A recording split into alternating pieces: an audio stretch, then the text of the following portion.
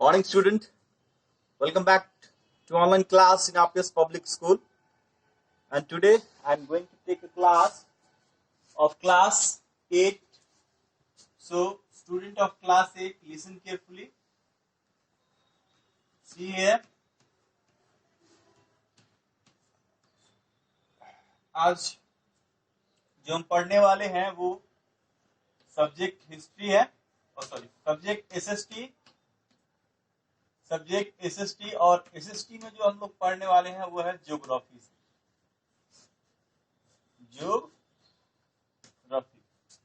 ठीक है। और जो चैप्टर का जो नाम है वो है हमारा चैप्टर नंबर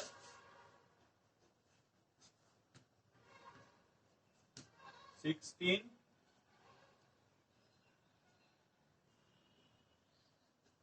और चैप्टर का नाम क्या है? Water resources.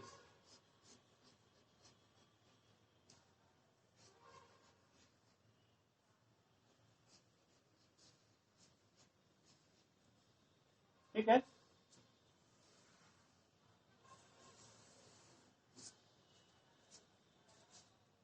तो आज जो पढ़ने वाले हैं वाटर, तो एक यहाँ क्वेश्चन उठता है वाटर के बारे में। वाटर इज वेरी इसेंशियल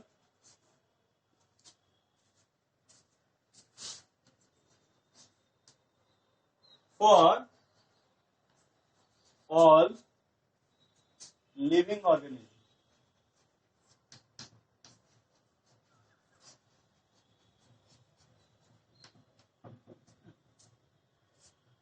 तो आज हम लोग पढ़ने वाले हैं वाटर रिसोर्सेज के बारे में। वाटर रिसोर्सेज मतलब जल का स्रोत, हमें जल कहां कहां से मिलता है। जैसे कि हम सभी लोग जानते हैं, as we all know that water is a very important thing which is very important for all the living organisms, and without water we can't be expect our life. हम लोग बिना वाटर के, बिना पानी के अपनी लाइफ को expect भी नहीं कर सकते। And our earth is almost 3/4 part is covered with water. हमारे पृथ्वी को अगर देखा जाए तो अगर फोटोग्राफ लिया गया है हमारा यूनिवर्स से, तो देखा गया कि अर्थ हमारा ब्लू दिखता है। इट इज बिकॉज ऑफ ये इसलिए है क्योंकि लगभग 3/4 हिस्सा जो है, भाग जो है, वह सिर्फ पानी से ही गिरा हुआ है, जिसके कारण वह ब्लू दिखता है और उसको ब्लू प्लैनेट के नाम से भी जानते हैं। और ये जो वाटर रिसोर्सेस है वो कौन से रिसोर्सेस में आता है? बायोटिक और एबायोटिक में। बताइए जरा।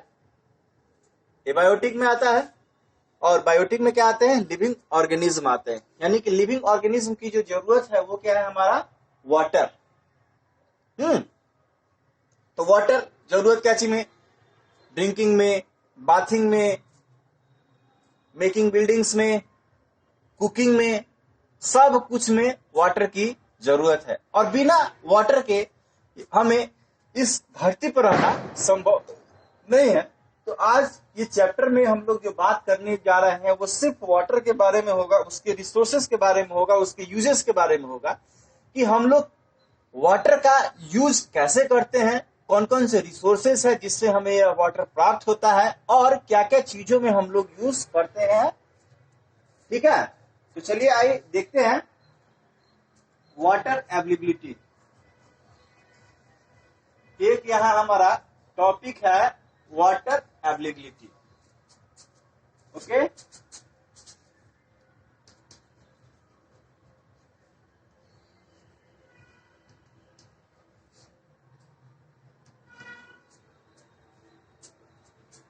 as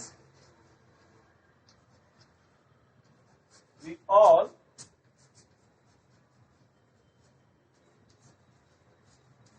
know that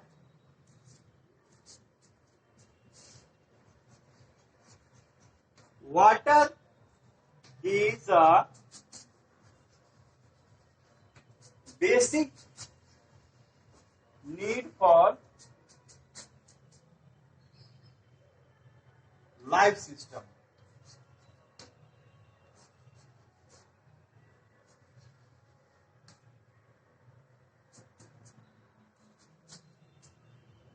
and it obtain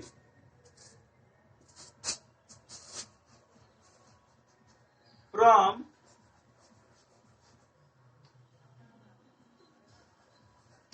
different kind of resources like well, river, stream, etc. एक यहाँ और एक वर्ड आया है, it is also obtain from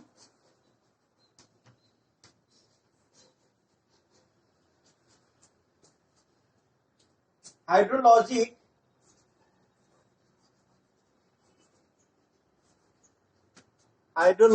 cycle.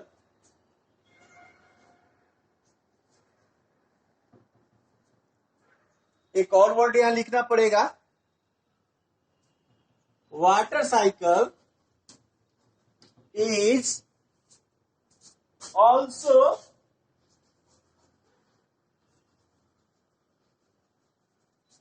known as hydrologic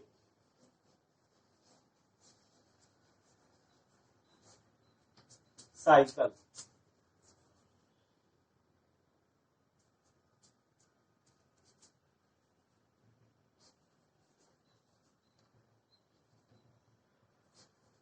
In this process,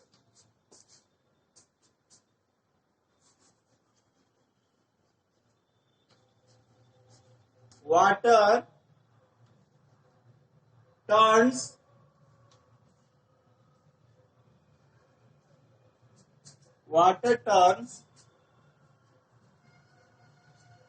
into water vapor,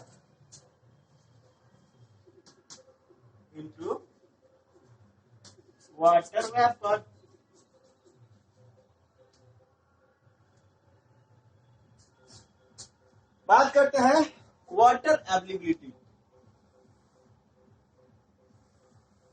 जैसा कि हम सभी जानते हैं कि वाटर जो है वो हमारे धरती पर 3 फॉर्म में पाया जाता है, solid, liquid and gas.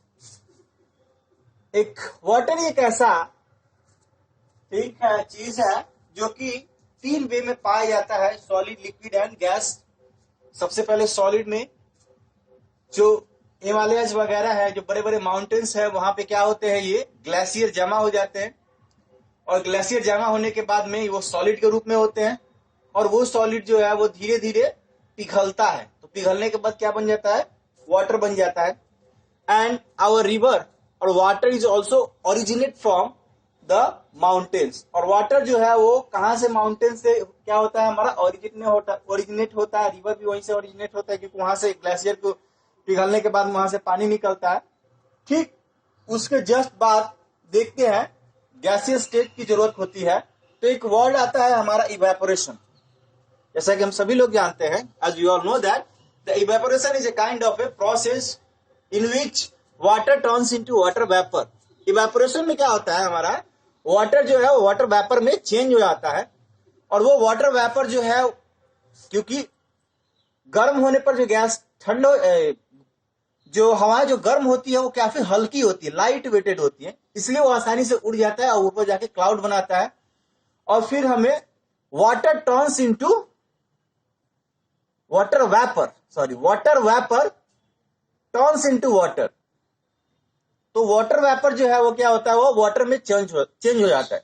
And this is also called the precipitation, यानी कि वाटर वेपर का वाटर में चेंज होना है, यानी कि वो रेन ड्रॉप्स के रूप में हमारे धरती पर फिर वापस आता है, गिरता है।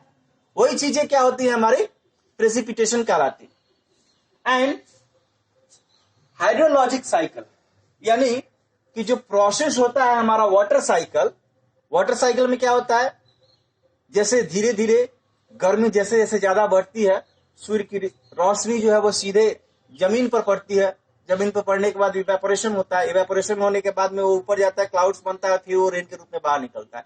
तो ये वाटर साइकिलिंग जो है ये भी एक तरह से रिसोर्सेस है, पानी हमारे धरती पर जो है वो मेंटेन करने का, to maintain the layer of water, water के लेयर को, वाटर के लेवल को मेंटेन करने का एक सबसे बढ़िया एक तरीका है।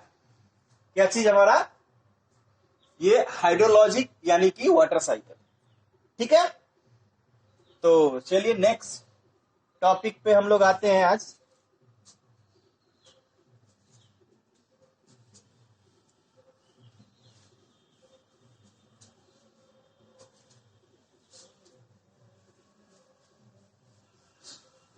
All the student listen carefully. मैं यहाँ बढ़िया राइटिंग में लिख रहा हूँ, अगर आपको राइटिंग समझ में नहीं आता है तो मैं जो बोल रहा हूँ वो भी आप लिख सकते हो, क्योंकि मैं जो लिखता हूँ वही बोलता हूँ।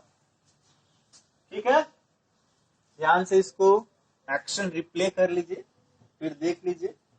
नहीं दिखता है वीडियो को पॉज करना ना भूलें, पॉज कीजिए फिर इसको देखते हैं। चलिए आगे चलते देखते हैं। एक हमारा टॉपिक है फ्रेश वाटर। फ्रेश वाटर, चलिए। आवर अर्थ इज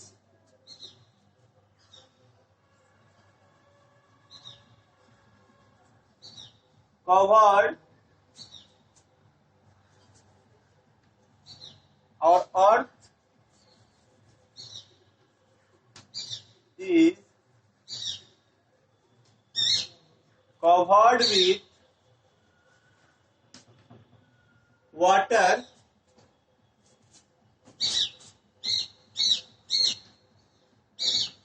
3/4 पार्ट, है ना। यानी कि हमारे पृथ्वी का लगभग 3/4 हिस्सा जो है वो हमारा पानी से भरा हुआ है। But they are not for, they are not fit for drinking. वो पीने के लिए फिट नहीं है, because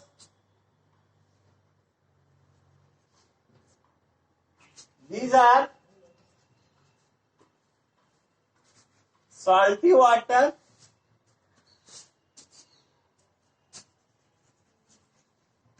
and it is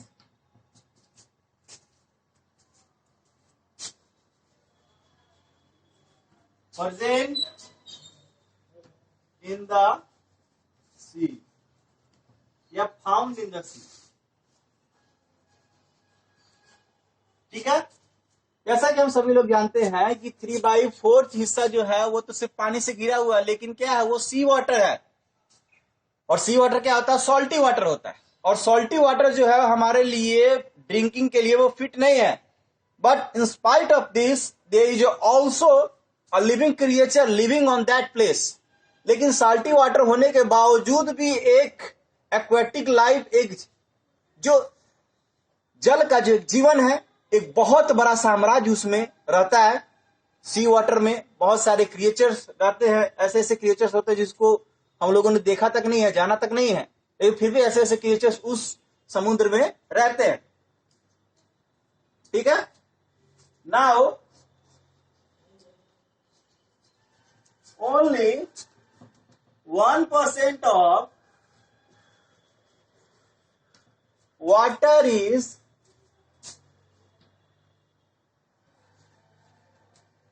fit for drinking and it is found underground.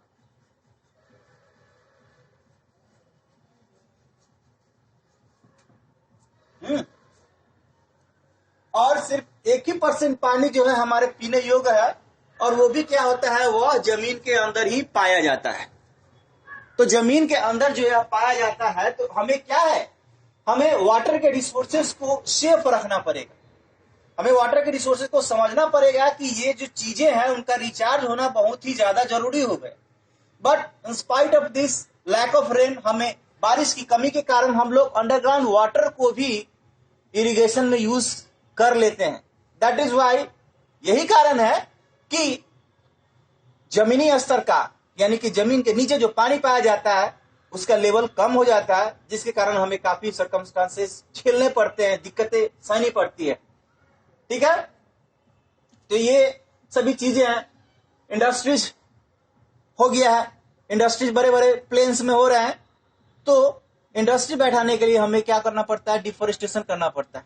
बहुत सारे जो एक साथ जो पेड़ पौधे हैं, फॉरेस्ट है, उनकी कटाई करनी पड़ती है एक बड़े पैमाने पर, जिनके कारण भूमिगत जल का स्तर जो है वो कम होता चला जा रहा है। ये हमारे जो रिसोर्सेस है जो कि फ्रेश वाटर के मिलते हैं। तो चलिए आज के लिए टॉपिक इतना ही, तब तक के लिए बने रहे हमारे साथ, और चैप्टर नंबर 16 हम लोग पढ़ेंगे नेक्स्ट वीडियो में, जिसका नाम है वाटर रिसोर्सेस। तब तक के लिए कोरोना से बचते रहे और ठंड से भी बचे। धन्यवाद।